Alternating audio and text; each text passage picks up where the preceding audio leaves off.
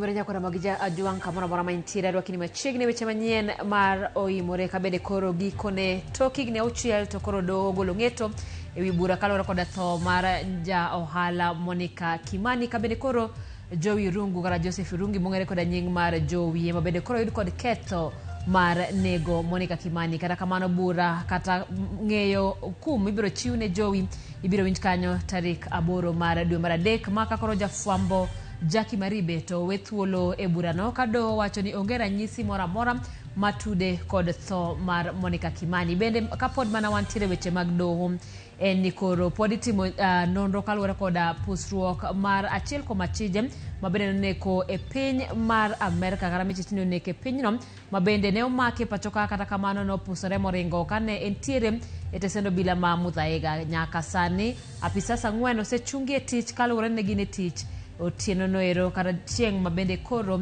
achijno noringo mowuok kanyo. Bende kawadhi e kaunti ma Kirinyaga en nitiere apisas magarita mabende koro chung e tich kaluwore koda kuong' ma ok opuodhi manyo kawo ngima ji 13. Wawinjane moko kuom weche ma wamiyo pek.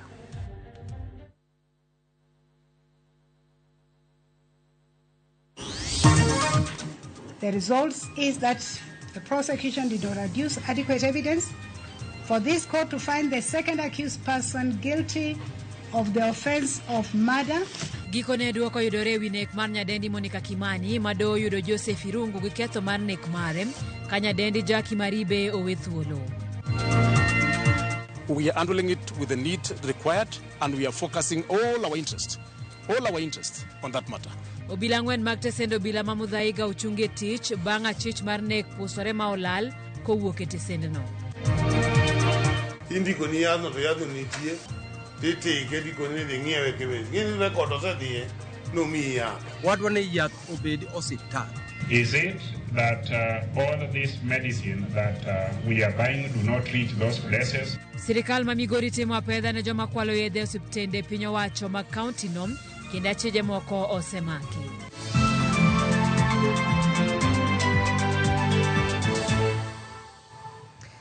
Machiegni kendo nyako Ramogi tudri kodwa namba mar ote machuo karia deka auchiel nono bende yudo wakanye mbui mar Facebook Ramogi TV wantie achiel kachiel e mbui mar X kachiel kod Instagram nyinga Simfrozo Kinda jaloko marwa Wilson Ochuka.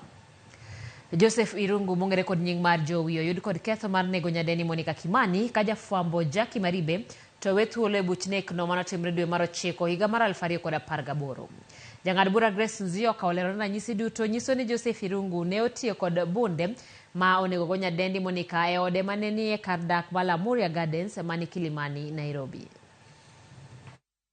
May I have the first accused person stand up? En bura mose yuare doho kama en higa mar 6 nyaka negi nyadendi Monica Kimani tarik 19 dwe mar 9 higa mar 2018. Achije kod anyuola mekgi kachiel kod anyuola mosenindo Monica Kimani nomonde doho mar ng'eyo adiera kendo yudo ratechgi e burane. Kane ogolo ng'eto mare, jang'ad bura Grace Nzioka yango ni ranyisi duto lero ni Joseph Irungu mong'ere kod nying mar Jowi emane onego Monica Kimani higni 6 mokalo.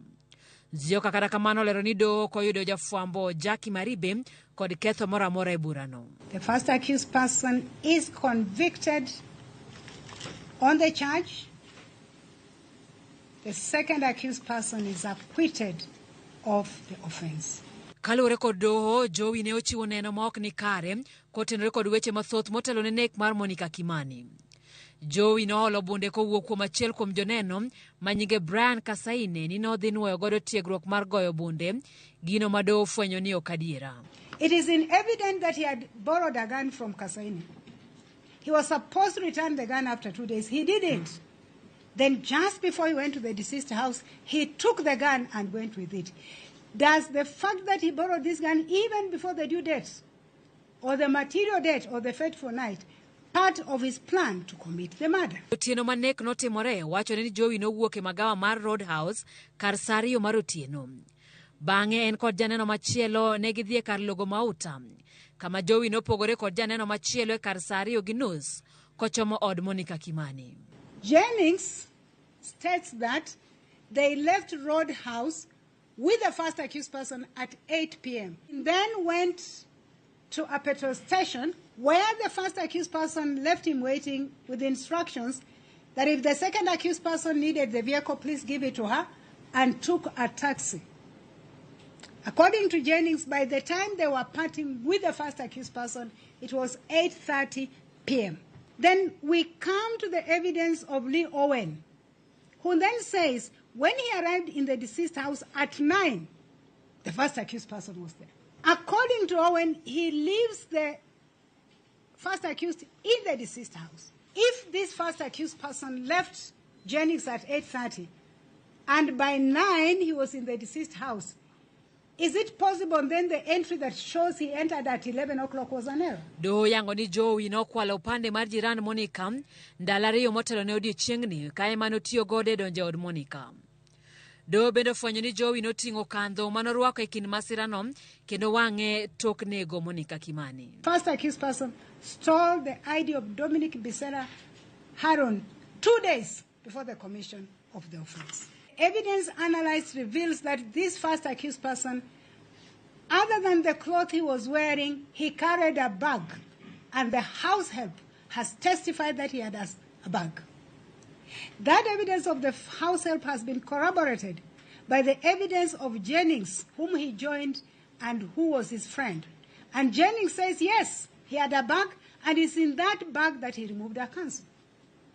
So the question is, why didn't he wear a counsel right from the time he left home? Jang'ad bura Nzioka kata kamano olero ni Jackie Maribe otonye burano kalore ni onge neno moro amora makete kama masira mar nek notimre.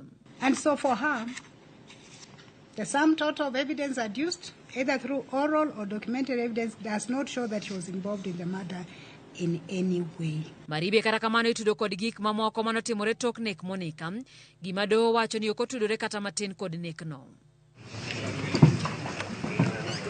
Joey Rungu ibiro med geng'ne tesendo bila kirito miye kum tarik 8 dwe mar adek higani. Kapod wantie weche motenore koda nek mar Monica Kimani eni manen jafwambo Jackie Maribe kod jonyuolne ne pi wang' mar moro luoko bang' ng'eto mar doho ma owe thuolo ewi nek mar nyadendi Monica Kimani. Maribe opuoyo doho ka olero ni adiera koro gikone ofwenyore ewi burano ma oseyuare chakre higa mar 2018.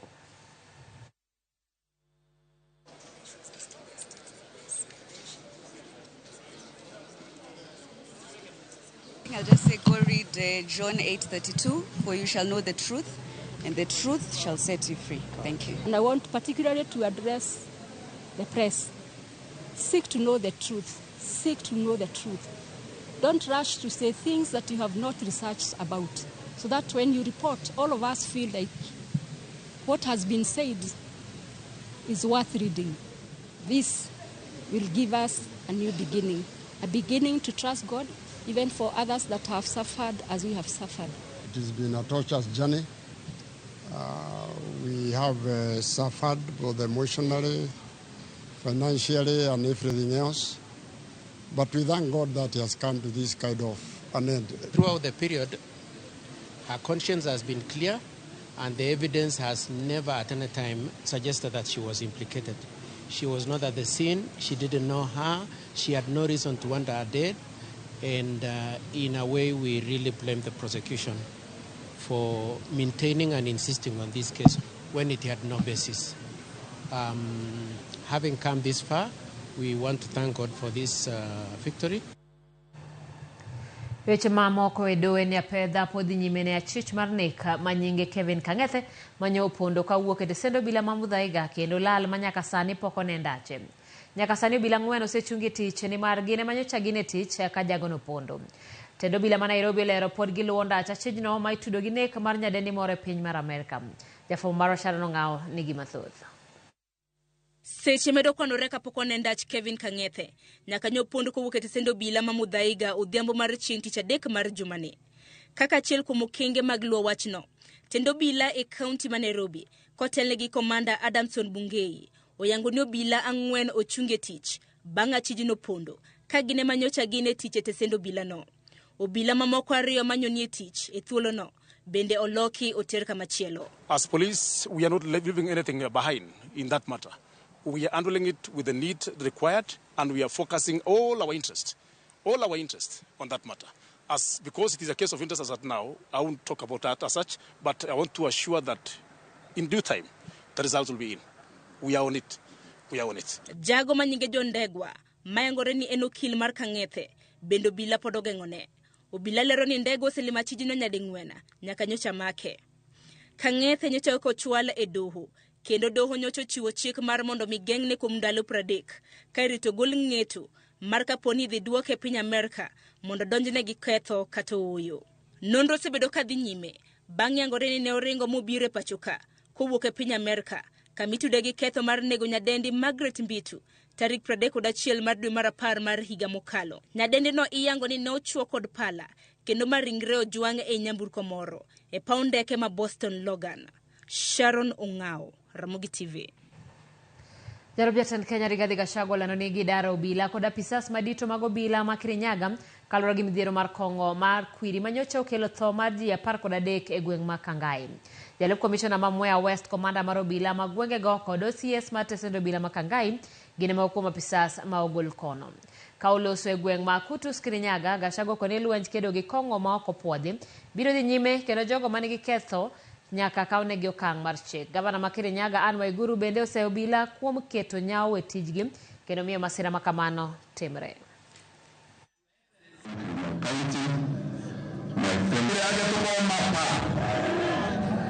Hapo polisi walikuweko, administration ilikuweko.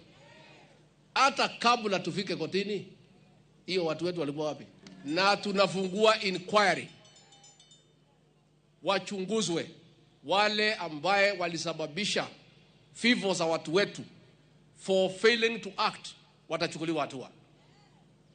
In Mwea sub-county, the deputy county commissioner, the sub-county commander, the sub-county AP commander, and the men in charge of DCI, we are withdrawing them and they are going back to Nairobi. And tomorrow, we shall have new county commissioner, new police commander, katika Kirinyaga. Jaod bura madhare Anthony Oluoch ochwalo paro mar timo lokruok ne chike matayo somo mar chuno sirikal mondo yanga jopuonjre masomo e skunde mang'awo kuonde dak mayuto mar ji ni piny kik we oko mar lai mar somo. Oyango ni nitie skunde moko ma ok yudre kidieny mar skunde mag mar sirikal kata mag ji giwegi ka thoth skundego yudore kuonde dak ma Kibra, Madhare, Mkuru, Obunga, Nyamasaria kod mamoko.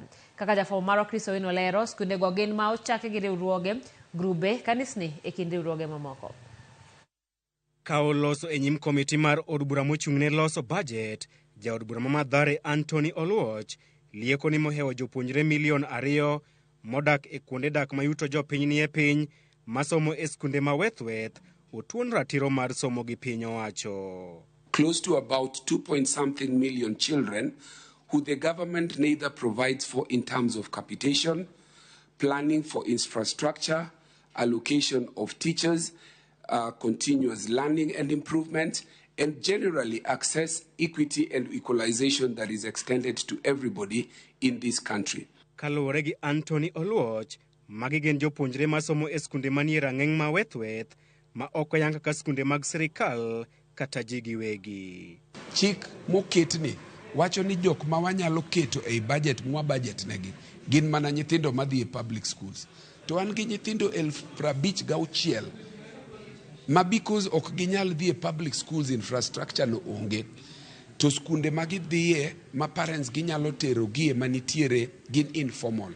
En sikul ma en mabati to Jumapil en kanisa. Oluoch lero ni magi skunde mayudore e kuonde dak ka Kibra, Madhare, Mkuru kod bombe kaka Mombasa, Nakuru, Kisumu kod Kitale e kind mamoko. To nitiere nyithindo manitiere Obunga, Manyata, Nyawita, Madhare, Mukuru, gintiere Mombasa kucho, gintiere Likoni, gintiere Kitale. Gin nyithindo mok dhi e public schools, tok gidhi e private schools. Gidhi e informal learning structures. Midhiero maduong' ma jopuonjre gi kalo en ni lai mar somo koyangogi gionge kod namba moyiedhi mar jopuonjre mar NEMIS, ok giyud kony mar omenda ma sirikal miyo jopuonjre kendo jopuonj magi ok opwodh kod duol mar TSC. Osuru kata pesa miketo mar budget oketne gik mokariyo ni either in a public ka in a private. Sirikal nokelo gimoro miluongo ni compulsory free primary education casto gi 100% transition. nyithinda 56,000 to gi countrywide magichopo 1.8 2.3 million. Jogi serikal chal ka gima wacho ni gi onge, ok gi exist nikech ok gi budget negi, ok gi migi capitation, teachers mag TSC ok migi, matiende no wegi kigin mondo gitimre kaka gidwaro. Mano en gima ok nyal timore keche i katiba 2010 ne wawacho ni nyaka bede equity, non-discrimination to gi equality. Kaluwore gi paro ma ichwalo kod Anthony Oluoch, mana kaka katiba ochuogo lemo moyiedhi mag telo ne joma mine, jogo modak kod ng'ol, kaachiel gi ogendini manok, sirikal onego nyuand jopuonjre mawuok e kuonde dak mongohore masomo e skunde ma wethweth e kidieny ma kamano kendo miyogi kony mar omenda.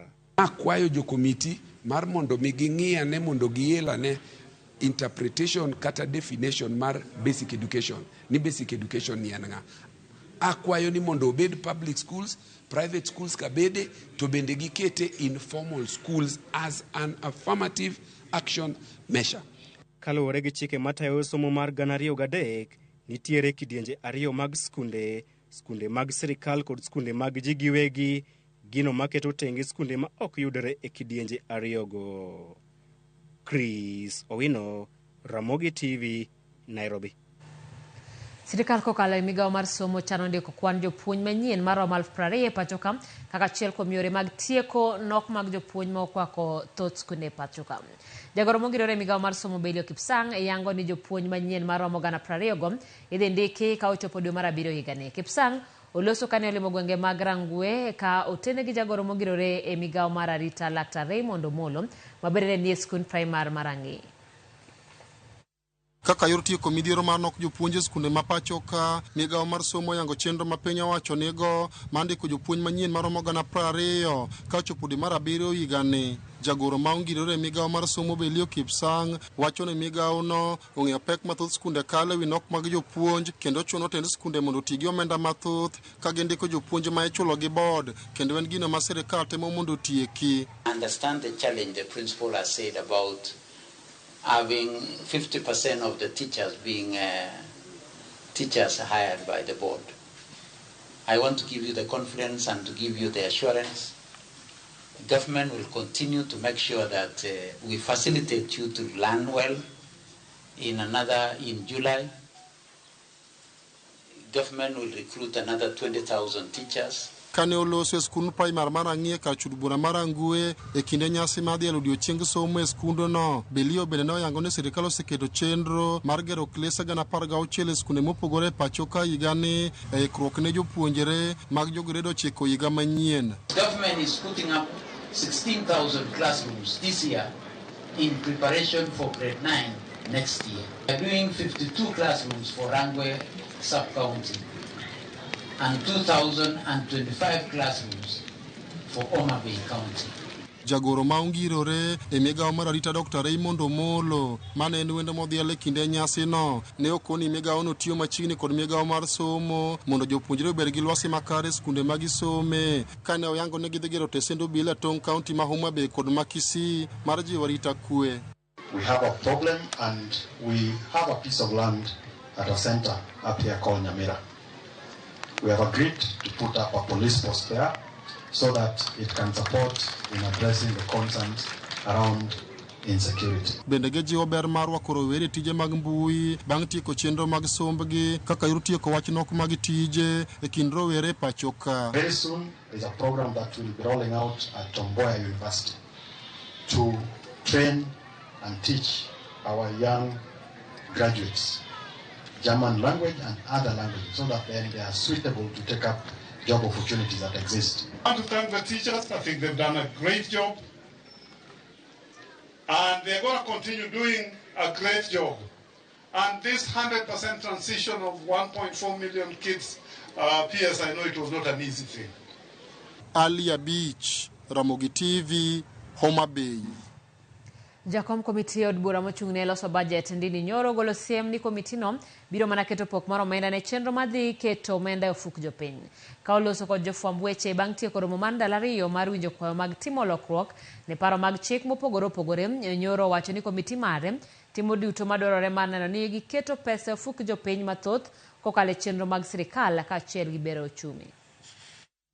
If you look at our allocation of money, we have put in the most significant amount to education, which is more or less redistribution because education touches everyone. We have also input a lot of money into agriculture because in terms of our economy, agriculture plays a very critical role. Critical in that majority of Kenyans are engaged in the agricultural value chain. We do this specifically because we want the monies that we are allocating also delivers equality, but also encompasses as many Kenyans as possible. Sisi kama kamati ya bajeti tutahakikisha ya kwamba tumeweka pesa katika zile sekta ambazo mwananchi wa kawaida anaweza kumanufaika ama anaweza kupata pesa katika mfuko wake. Sadeg de kapar kodo chiko ka yemo kongo chenro mar Oimore no kanyo kabende ote ochopo kae. Ramogi mayo wino kamino molo mar ngodhe Ramogi TV njore malera puoch kod pak na Ramogi TV rokamano Ramogi TV apoja od bura mama dare okil Antonio Luoch kuom paro malera ma ogole wi somo kuone dak ma yutoge ni piny ma Fred Suru kanitiere Dandora Phase 2 rokamano Fred ma en OJ1 wuod nyama juu kaene junction gi Kabege Massive aneno Ramogi TV eyo maler ahinya amor. Nyakwa Ramogi pod waiko weche mathoth wayueyo mana matin.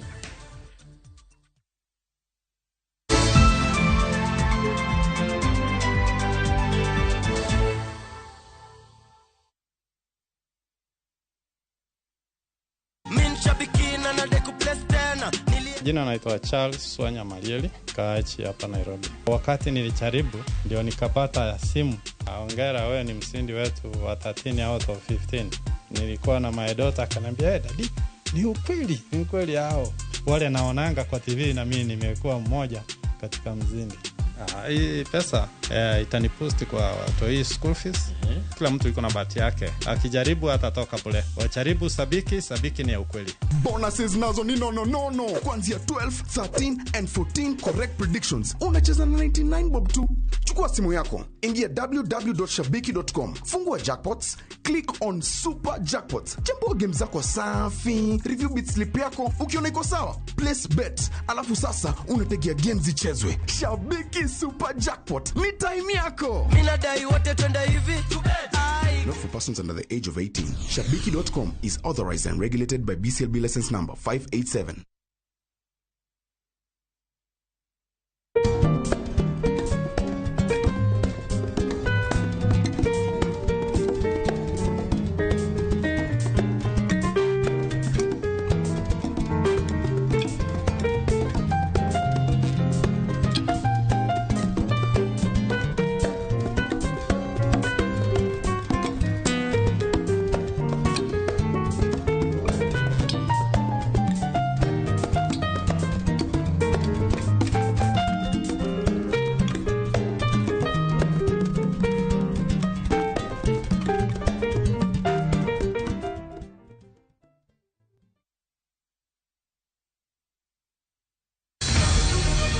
Joluo cha pesa. Jotown noduogo dala to giting'o kit oganda mag jo Nairobi. Umekaribu donge. Ne kaka Jotown chandore dala. Bwana okanyal wuo matek an kuma jing'enye. Nyatiyo gi pesa na te bwana. Kik nyero kod drama e tugo mar jo Nairobi Bay. Duok pijo Nairobi go. Jo Nairobi, chieng' Jumapil, saa 2:15 otieno kod saa 4 otieno. Kik bay.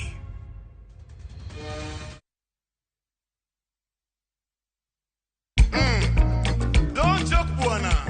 Kit thumbe mawakelonu otenore e ndhadhu maggi. Dongi chalo na gang. Oguyo kaka Ramogi Night chenro makelo ni luwo benga luwo rumba kachiel gi ajao. To kore kodwa bedo mondisore. Ano pete kandiko joko kota we imam. Ana miela miela zipeo onge ngama wacho. Wela pomo chandaga. Tumechewa kanino. Ramogi Night. Tumoketo wiya.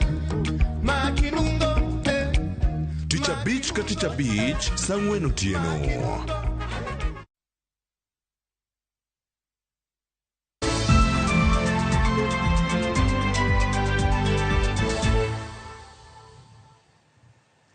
Manen miduse kambi mar All Media Services Charles Midhamo iki kawuono e kaburini Malang'ata e bore Nairobi ka. Nyasi marik mare ne oyuore gi jotije wetene anyuola wede kod osiepe. Midhamo ne owito ngimane masira mar apaya juma mokalo. Midhamo setie kambi mar All Media Services kaka midusa kuom higni 25 nyaka thone. Jotije wetene kotelnegi kod director weche mag lony manyasani kod radio e kambi mar All Media Fred Afune ne otimo neno kagipuoyo tich ma Midhamo ne otimo mar jiwo dongruok mar kambi mar All Media kod oganda.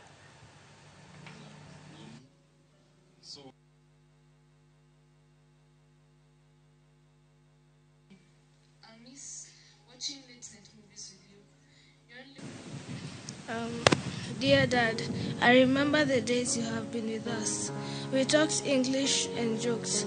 The day you taught me about prime numbers, and now I'm the best in math and one of the top 5 students in grade 7.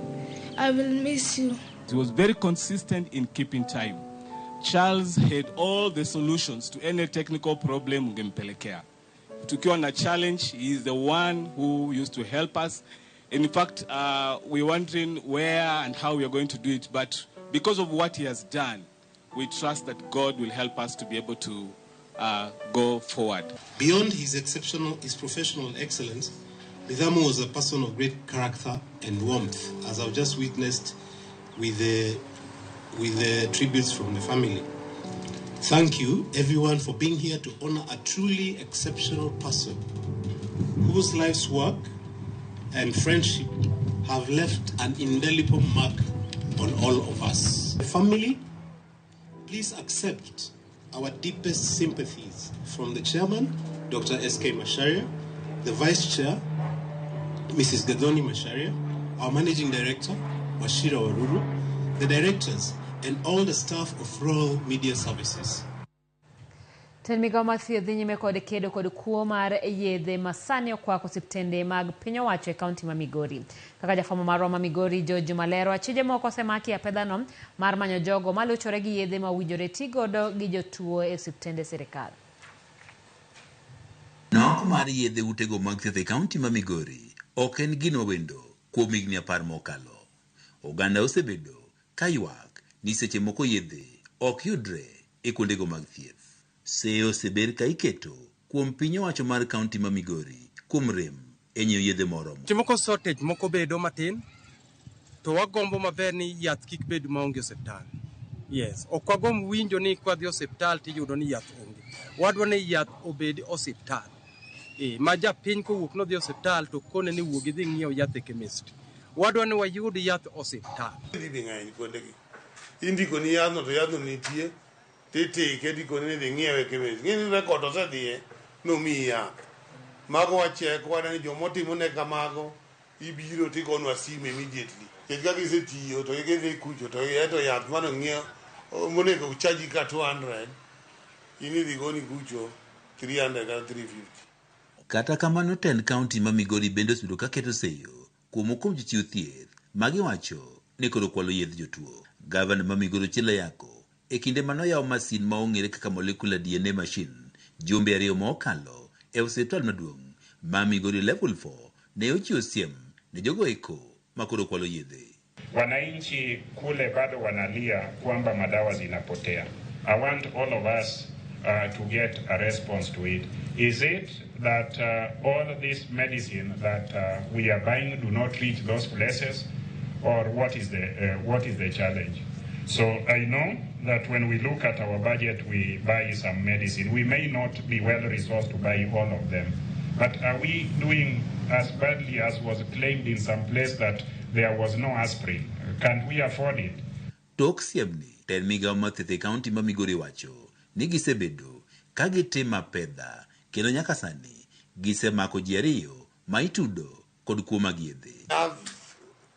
Ikwale hospital mano ok anyal kwer to kata mana casuals miwacho gi moko be jatiyo kwalo yath ma kata referral kanwa yudo ka yath ka wheelbarrow oket yath piny to wes oket malo mano wasemako moriemb ji 2. To magi manifestos mano wacho ni yath nyaka bed osiptende. To jopiny kik ywagi nikech onge kaka inyal kawo yath ni dhi tero osiptal kas yudo ni jok moko achiel 2 adiko kawo yath. E okang' mar tieko kuo mag yedhe kaunti ma Migori, migao mathieth e kaunti ma Migori wacho ni koro gisebiro kod lony manyasani ma gidhi tiyo godo e geng'o kuogi. Gima waroll out system ma monitor kaka yath tiyo e osiptal. Wasechake gi Rongo ni jawatemo wadhi gi chief gitemo ka gi sabotage the system. Keching'e ni dhano moseng'iyo gi kuo mondo igole kuo tek dichiel. Oganda e kaunti ma Migori osebedo kaseyo piny owacho mar kaunti ma Migori kuom rem keto kenge mowinjore e kedo kod kuo mag yedhe. E higa mar 2015, jochiw thieth 3 mane tiyo osiptal maduong' mar Migori level 4 ne ochwal e doho kane itenogi kod kuo mag yedhe kod sireny ma nengogi romo Sh400. George Juma, Ramogi TV, Migori. Erokamano nya George Juma kuom lipodno. Sani koro yangore no pande ma kwan gi romo 683,814 odiwe apise mag sirikal ka weggi pok owuok oko mar kawogi. Migao mar arita kwe ochiwo milome mar paro ne jo Kenya ni mondo odhi okaw pande mag-gi. E gwenge mag Nyanza oyangore no pande 16,434 odiwe apise sirikal Kisumu ka mabeyo pande 9,052 pok wegi okaw. Apise sirikal ma Migori odiwe gi pande 4,801 ka 4,598 odiwe apise Masiaya. Kisii pok okawo pande ma heo 7,000 ka Nyamira odiwe gi pande 2,015. Counties mamoko bende ni kod kwan mag opande mathoth ma jopiny pok okawo ka ranyisi Nairobi ma opande ma oheo 34,000 pok okawo. Mombasa pok oome opande ma ok tin ne 10,000.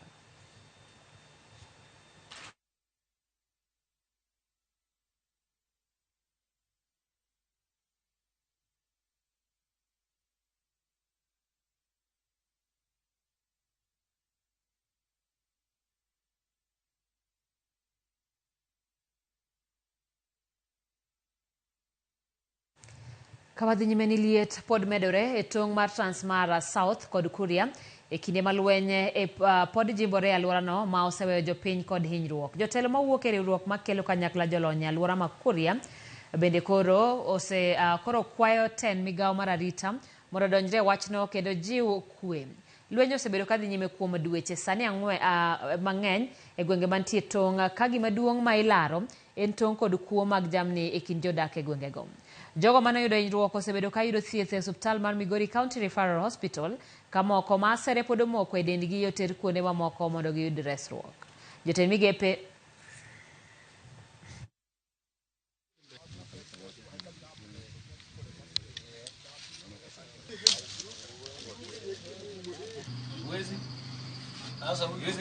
Cooper wishes to state the following. That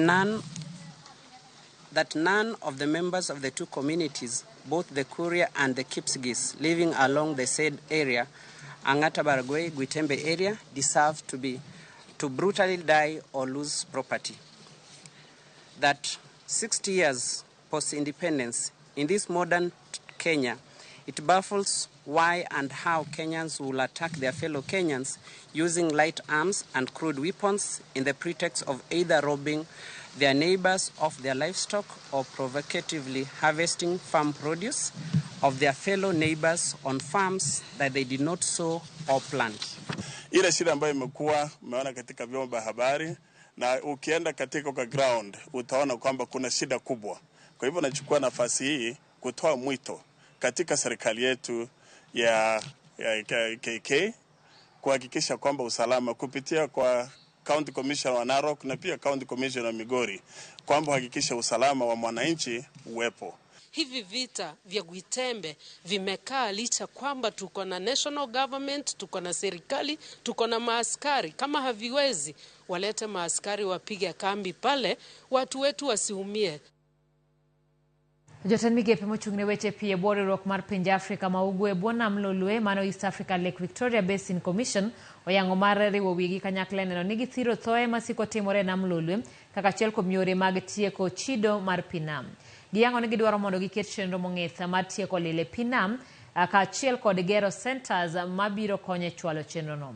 Ewi mano gimedo ni achiel kuom gigo magidhi neno ni otieki en weche mag ywaruok mag tong'e kind pinje mag Afrika ma ugwe. And then the Republic of South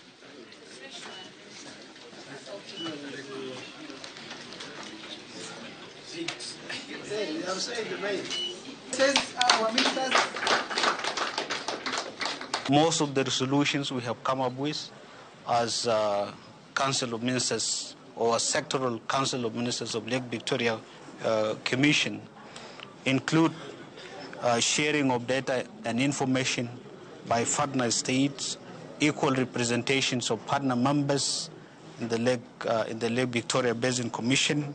We are now at the advanced stage of construction to have a regional maritime center together with the other sub-centers in Uganda, in Tanzania, that will be coordinated with that regional centers to ensure we have mechanisms for the rescue and the search. We are concerned as a commission the trend of the loss of our people, our brothers, our sisters into the wreck. We want the East African partner states, our citizens, to be free to do their activity without many harasses.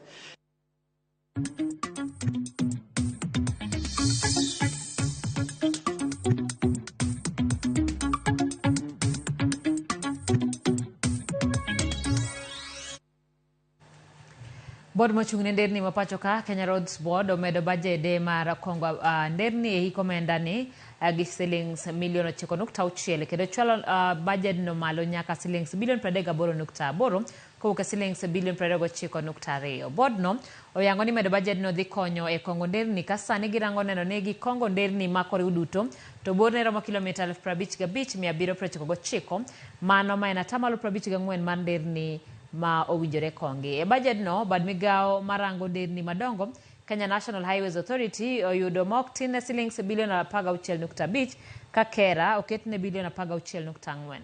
Kura oketne shillings bilion 5.4 ka KWS oketne shillings milion 363.3 mar kongo nderni manie kuonde neno le mag bunge.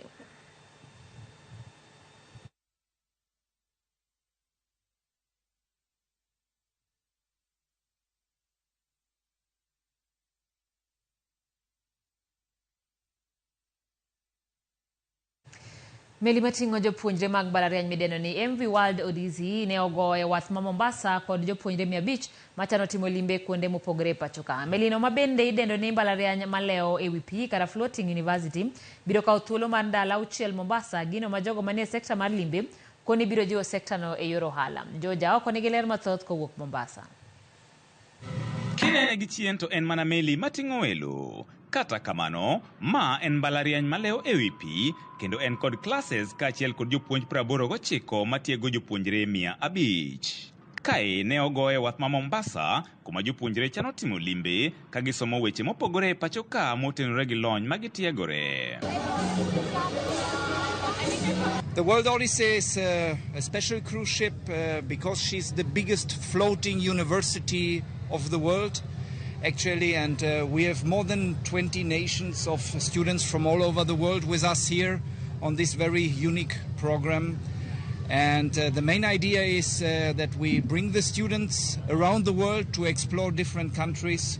And the way the program functions is we are at sea between 100 and 105 days, depending on which semester. The students are in classes 50% of those days. The cruise ship has been converted to a college campus. And there are classrooms on the ship, and that's where our students take programs, take classes.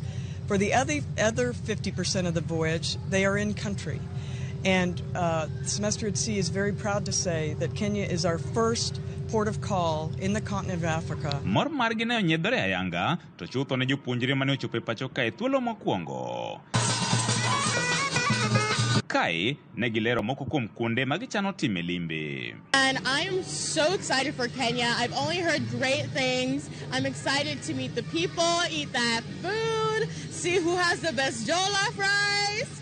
I'm going on a safari, and so I'm excited about that. I'm going to do some snorkeling, and I'm just excited to be here. I'm very excited just to meet new people, see new things, just see what the culture and the people of Kenya are like in general. Everyone seems amazing so far. We've been have the greatest welcome ever. I'm so excited. 4-day safari, which I'm very excited for. Never done a safari or anything like that in my life. Jogo manie sekta mar limbe koni maeno kang maduong' ma sekta no osegoyo higani ka geno margi en ni biro mar welogo dhi goyo jekweche mag ohala. We are excited as a tourism board to be receiving Miss Odyssey for the third time, and not just because she's here for the third time, but because that is a big statement in terms of just endorsing Mombasa as a favorite port of call.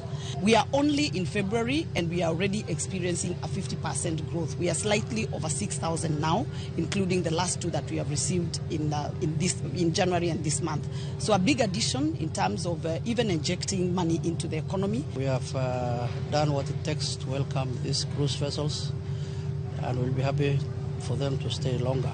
Gichano tiyo kanyakla gi mbalariany mar Technical University of Mombasa kaachiel kod Kenyatta University bade ma Mombasa. George Aoko, Ramogi TV, Mombasa.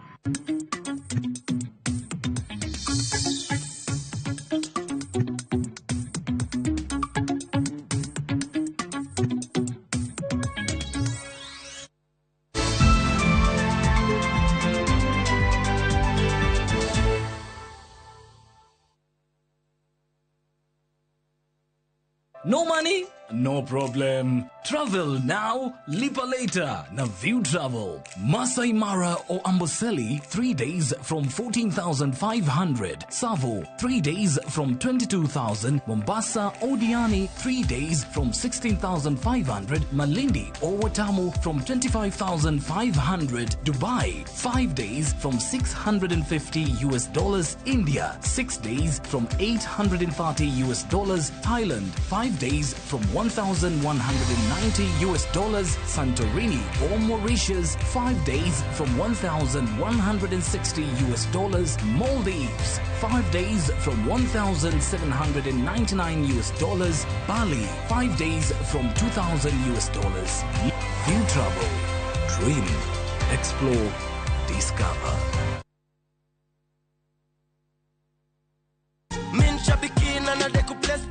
AFCON 2023 is here. Kuwa champion na shabiki.com. Pata 10% refund kila siku beti yako ikizama. You will never lose with shabiki.com. Wekelea na shabiki.com. Shabiki.com ina give. Not for persons under the age of 18. Shabiki.com is authorized and regulated by BCLB license number 587.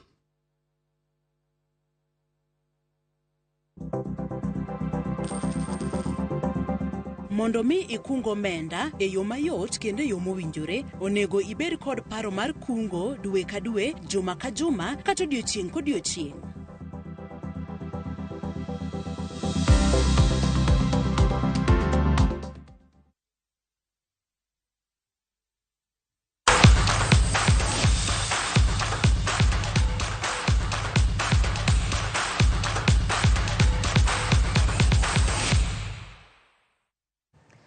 Machiegni weche mag tuke. Klab mar Gor Mahia biro keto tenge tukgi mane ologi gi klab mar Police ka gibiro rwako klab mar Ulinzi Stars e tuke adhula lig maduong' e pacho kae alap ma Machakos odiochieng' makiny. Kogalo ma pod omako thuolo mokwongo nologi klab mar Police gonde 3-1. Kata kamano klab no mitayo gi Jonathan McKinstry nigi geno ni gibiro dhi nyime gi duoko maber e lig.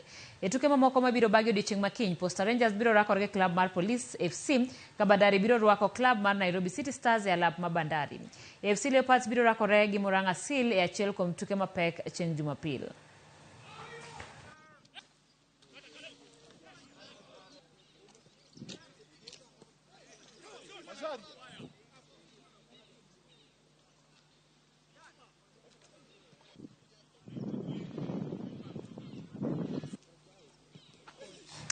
Joloch tuke mag talanta hela mane obagi higa mokalo yudo omenda mar godiochieng' ma kawuono e chenro mane obagi e kaunti ma Kisumu kotelie gi jodito mawuok e apisi mar talanta hela. Tim mar Homa Bay mane obedo joloch e kidieny mar yawuoyi noyudo mich margi mar shillings milion 5 ka nyiri ma e kaunti no ne omi milion 3. Kisumu bende ne okowe chien ka nyaka sani timbe ma bende nowuok e kaunti ma Busia ne yudo omenda mag-gi. Omenda go ne ichulo achiel kachiel e bengi mar jotugo. Yeye atatuambia. Yeye anatuambia kama tunaweza songa hapa. Tunataka kutumia.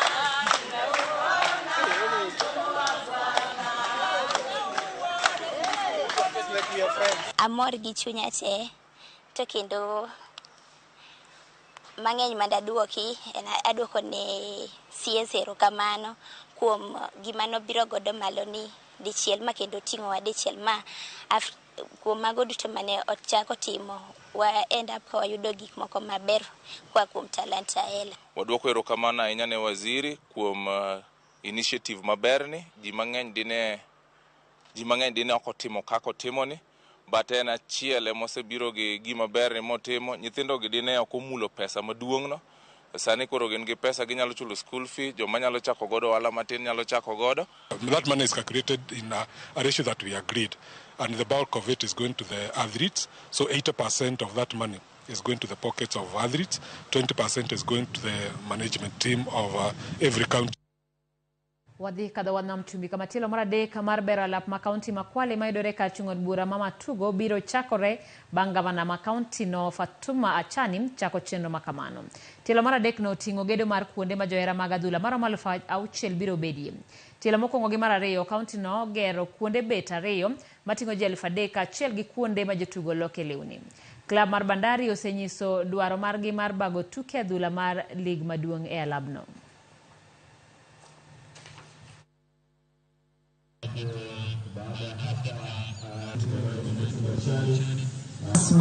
Wa facility hii. Nauliza nini watu wa Timbagolini? Sasa hii itakuwa ni awamu, tukimaliza hii itakuwa ni awamu ambayo tumekamilisha, kiwanja kitakuwa kiko sawa. Lakini baada hii ardhi yetu tuko nayo nafasi pale chini. Ile nafasi ambayo itakuwa upande ule, tunataka pia kutengeneza swimming pool hapa. Kwa hivyo bado tutaendelea ile michezo yetu iwe yote inaweza kufanyika ndani ya Kwale hii. Vile imejengwa, ukitembea Kenya hii utaona stadium kama hii, na hii standard yake ikikamilika itakuwa ni FIFA standard ile ambao watu wote kutoka Kenya wanaweza kuja kuchezea.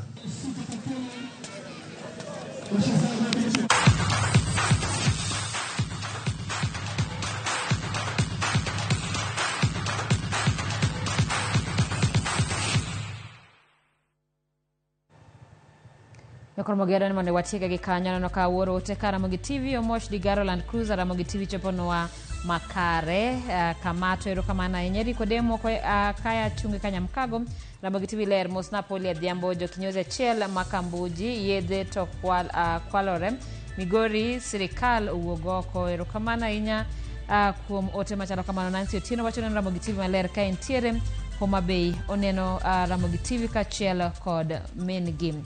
Nyako Ramogi erokamana inya kuom bedo kod chenro ni saa 3:40 kod auchiel emotieke weche manyien mag Oimore. In mani ka thuolo mari mar bedo kod chenro ni erokamano. Nyinga Simfrozo Kinda, jaloko marwa en Wilson Ochuka.